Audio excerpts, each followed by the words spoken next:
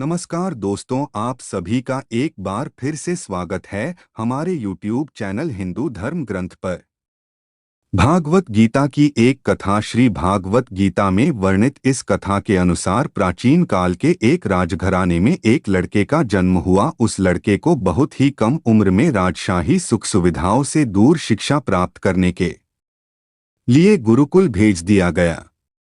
जिस गुरुकुल में वह बालक शिक्षा ग्रहण कर रहा था, वहां का वह सबसे होनहार विद्यार्थी था। गुरुकुल में उस बालक ने सारे हिंदू वेद पुराण और शास्त्रों का अध्ययन किया, परंतु दुर्भाग्य से उस बालक के अभी गुरुकुल की शिक्षा समाप्त भी नहीं हुई थी कि उसके माता पिता एवं भाई बहन एक प्राकृतिक आपदा में मारे गए। माता पिता व अपने भाई बहन को खोने के कारण हुआ बालक सांसारिक मोह माया से विरक्त हो गया और गुरुकुल से शिक्षा पूर्ण करने के बाद उसने प्रण लिया कि वह अपना संपूर्ण जीवन लोगों की भलाई में व्यतीत करेगा।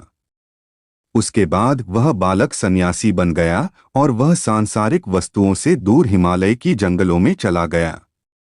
फिर उसने वहां लंबे समय तक तपस्या की और तपस्या पूर्ण होने के बाद उस सन्यासी ने लोगों को शिक्षा देना आरंभ कर दिया।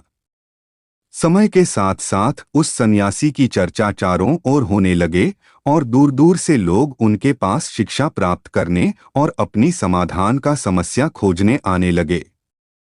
सन्यासी सभी लोगों की समस्या बड़े ही आसानी से सुलझा देता, जिस वजह से वह कुछ ही समय में पूरे राज्य में मशहूर हो गया।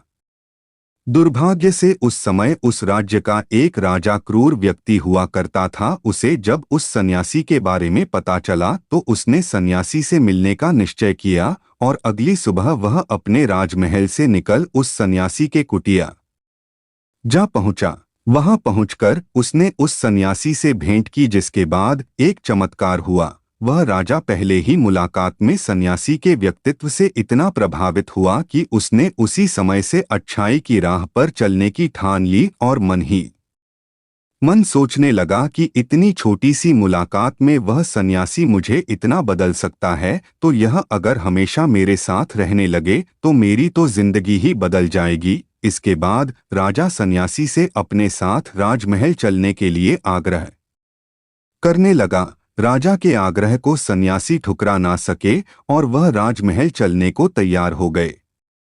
राजा सन्यासी को साथ लेकर राजमहल की ओर चल दिए।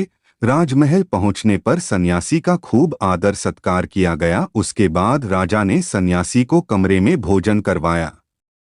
भोजन के पश्चात सन्यासी ने राजा को धन्यवाद दिया और राजा से जाने की आज्ञा मांगी, जिस पर राजा ने सन्यासी से कहा कि आप हमारे बगीचे में जब तक चाहे रह सकते हैं, आपको यहाँ किसी भी प्रकार की कोई असुविधा नहीं होगी। यह सुनकर सन्यासी ने राजा का प्रस्ताव स्वीकार कर लिया। उसके बाद राजा ने अपने सेवकों से कहा कि बगीचे में सन्यासी का रहने खाने का प्रबंध किया जाए। राजा की आज्ञा के अनुसार सेवकों ने बगीचे में एक सुंदर सी कुटिया का निर्माण कर दिया। उसके बाद वह सन्यासी कई सालों तक उस कुटिया में रहे और इस दौरान राजा ने भी उनकी खूब सेवा की। परंतु कई सालों बाद एक दिन अचानक राजा और रानी को आवश्यक कार्य से दूसरे राज्य जाना पड़ा और उन्होंने एक सेवादार को उस सन्यासी की सेवा के लिए नियुक्त कर दिया। परंतु वह सेवादार राजा के जाने के बाद बीमार पड़ गया और अपने घर चला गया और कभी लौटकर नहीं आया। ऐसे में सन्यासी को कोई भोजन देने वाला भी नहीं था। उधर कुछ दिनों बाद जब राजा अपने पड़ोस के राज्य से वापस आए तो सन्यासी ने क्रोध में आकर उस राजा को खूब डांटा और राजा से कहा, हे राजन, जो जिम्मेदारी तुम पूरी नहीं कर सकते हो वो उठाते ही क्यों हो? तब राजा ने सन्यासी से क्षमा मांगते हुए कहा, हे भगवान, यदि कोई मुझसे भूल हो गई हो तो मैं उसके लिए क्षमा मांगता हूँ, मुझे क्षमा कर दीजिए। कुछ देर बाद मामला शांत हो गया। रानी भी यह सब चुपके से देखती पर शांत रही। उसके बाद राजा ने उस सन्यासी को कोई भी शिकायत का मौका नहीं दिया और उसकी खूब सेवा की। परंतु कुछ दिनों बाद एक बार फिर राजा को एक आवश्यक कार्य से राज्य के बाहर जाना पड़ा, मगर इस बार राजा ने राज्य के बाहर जाने से पहले रानी को निर्देश दिया कि जब तक मैं नहीं आता आप स्वयं सन्यासी की सारी जरूरतों का पूरा ध्यान रखेंगे। उसके बाद रानी हर रोज भोजन पकवाकर सन्यासी को भेज देती, लेकिन एक दिन रानी नहाने के लिए चली गई और सन्यासी को भोजन देना भूल गई। सन्यासी ने काफी देर तक भोजन को आने का इंतजार किया, पर जब भोजन नहीं आया तो सन्यासी सोच में पड़ गया। उसके बाद सन्यासी ने सोचा कि वह खुद महल में जाकर देखें, और वह महल पहुंच गया। वहां जाकर उसकी नजर रानी पर पड़ी और वह रानी के रूप को देखकर चकित रह गया। रानी की सुंदरता सन्यासी के मन में घर कर गई। सन्यासी रानी के रूप की सुंदरता को भुला ना सका और वह खाना पीना छोड़कर अपनी कुटिया में पड़ा रहा। उसने कई दिनों तक कुछ भी नहीं खाया, जिस वजह से वह बहुत ही कमजोर हो गया। फिर कुछ समय बाद राजा वापस लौट आया और उसे सन्यासी के हाल का पता लगा, तो वह सीधे सन्यासी के पास पहुंच गए और उन्होंने सन्यासी से कहा, आप बहुत कमजोर हो गए हैं और किस गहरी सोच में डूबे हुए हैं, क्या मुझसे कोई भूल हो गई है? तब सन्यासी ने राजा को बताया कि हे राजन, मैं आपकी रानी की अद्भुत सुंदरता के फेर में पड़ गया हूं और रानी के बिना जिंदा नहीं रह सकता। यह सुनकर राजा ने सन्यासी से कहा कि आप मेरे साथ महल चलिए, मैं आपको रानी दे दूंगा। फिर राजा सन्यासी को लेकर महल चले गए। भाग्य से उस दिन रानी ने अपने सुंदर गहने व वस्त्र पहने हुए थे। राजा रानी के पास पहुंचे और कहा, आपको सन्यासी की मदद करनी चाहिए, वो बहुत कमजोर पड़ गए हैं और मैं नहीं चाहता कि किसी ज्ञानी पुरुष की हत्या का कलंक मेरे सर लगे। उसके बाद राजा ने रानी से पूछा कि क्या आप यह पाप अपने सर लेना चाहते हैं? तब रानी ने राजा से पूछा कि सन्यासी के यह दुख का कारण क्या है? राजा ने कहा, सन्यासी आपकी अद्भुत सुंदरता के दीवाने हो गए हैं। यह सुनकर रानी ने कहा है कि हे राजन, आप चिंता ना करें, मुझे पता है कि मुझे क्या करना है, जिससे ना कि आपके माथे पर एक सन्यासी की हत्या का पाप लगेगा और ना ही मेरी पतिव्रता धर्म नाश होगी। और फिर राजा ने रानी को सन्यासी को सौंप दिया। उसके बाद सन्यासी रानी को लेकर कुटिया पर पहुंचा तो रानी ने सन्यासी से कहा कि हमें रहने के लिए घर चाहिए। यह सुन सन्यासी तुरंत राजा के पास गया और कहा, हे राजन, हमें रहने के लिए घर चाहिए। राजा ने उनके लिए घर का प्रबंध किया।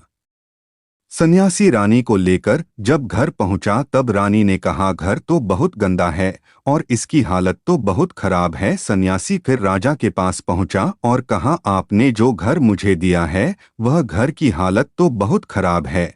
तब राजा ने उस घर की हालत ठीक करवा दी। फिर रानी ने नहा धोकर बिस्तर पर आ गई और सन्यासी भी बिस्तर पर आ गया। उसके बाद रानी ने सन्यासी से कहा, क्या आपको पता है कि आप कौन थे और आप क्या बन गए? आप एक महान सन्यासी थे जिसके लिए राजा भी स्वयं सारी जरूरत की वस्तुओं को उपलब्ध कराते थे, और आज आप वासना के कारण मेरे गुलाम हो गए हैं। यह सुनकर सन्यासी को महसूस हुआ कि वह तो एक सन्यासी हैं जो अपनी सारी सुख सुविधाओं को छोड़कर शांति की तलाश में जंगलों में चले गए थे। सन्यासी जोर जोर से चिल्लाने लगा और रानी से कहा, क्षमा कीजिए, मैं अभी आपको राजा को सौंप के आता हूँ। तब रानी ने प्रश्न किया, महाराज, जब उस दिन आपको भोजन नहीं मिला तो आप बहुत क्रोधित हो गए थे। मैंने आपका यह रूप पहली बार देखा था, तभी से मैंने आपके व्यवहार में परिवर्तन महसूस किया। तब सन्यासी ने रानी को समझाया कि जब मैं जंगल में था तो मुझे समय पर भोजन भी नहीं मिला करता था, पर महल में आने के बाद मुझे सुविधाएं मिली और मैं उसके मोह में फंस गया। मुझे इसके प्रति लगाव उत्पन्न हो गया और फिर इनको पाने का लालच हो गया, और जब मुझे नहीं मिला तो क्रोध उत्पन्न हुआ। सन्यासी ने बताया, सच तो यह है कि अगर इच्छा पूरी ना हो तो क्रोध उत्पन्न होता है, और यह पूरी हो जाए तो लालच बढ़ जाता है। फिर सन्यासी ने बताया कि यही इच्छा की पूर्ति मुझे वासना की दीवार तक ले आया और मैं आपके प्रति आकर्षित हो गया। इसके बाद सन्यासी को समझ आ गया कि अब उसे जंगलों में लौट जाना चाहिए, और उन्होंने ऐसा ही किया। भागवत गीता में भी श्री कृष्ण ने नरक के 3 द्वार बताए हैं और यही वह 3 द्वार हैं, काम, क्रोध और लोभ। और आज की इस कलयुग में भी इंसान इन्हीं चीजों में उलझा हुआ है, जिसके कारण उन्हें शांति नहीं मिलती।